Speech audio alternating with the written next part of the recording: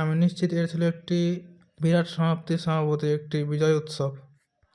তাই আমাদের অনুমতি দেওয়া হয়েছিল। এটা অসাধারণ ছিল আবেল। তখন সে তার তরবারি দিয়ে কুপিন বেকারকে ছুরি আঘাত করে লিকেজ সংকেত দেয়, আর তখন সে কিছু আশ্চর্যজনক জাদু ব্যবহার করে।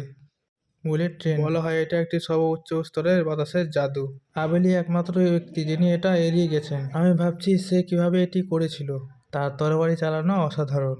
এটা এমন এক কৌশল যে দূরপাল্লার সব আক্রমণ এড়িয়ে যায়। আবেল, তুমি আজ সত্যি খুব অসাধারণ ছিলে। আর তখন মেয়েটি বলে উঠল, সবাই দারুণ কাজ করেছে, এটা দারুণ নাম। আর তখন রিয়াটা বলে উঠল, আমি জানতাম এটা আছে।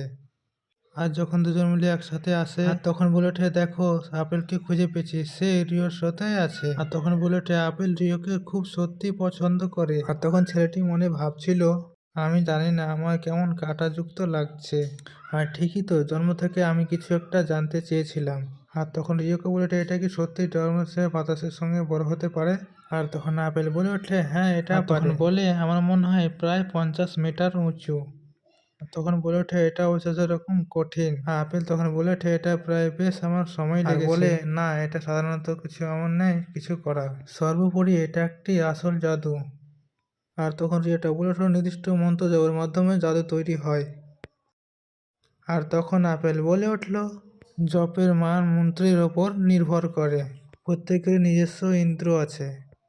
আর তখন বলে ওঠে, ও না, খাবার সব শেষ হয়ে গেছে, আর এটা একটা বড় সমস্যা হবে। মাফ করবেন ইনহা, রিহনি মনে করে জব করা খুব একটি ভালো জিনিস। সে এটি ছাড়া একটি ব্যবহার করতে পারে। এটা কি? যেটা স্বাভাবিক নয়। আমি বিপদে পড়েছি, আমি এখনো একটি অনুরোধ পাইনি। আর তখন সে বলে, ওহ, আমরা তিনজনে কেউ সাধারণ অনুমতি ব্যবহার করতে পারছি না।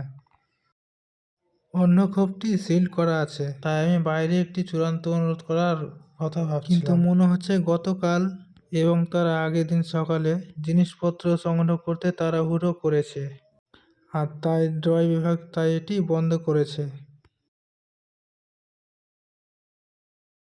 তুমি কি কোনো অভিজ্ঞানে যেতে এসেছো প্রিয়? আর তখন আপেল বলে, না, আমি এখানে আলকোহলের অনুমতিতে এসেছি।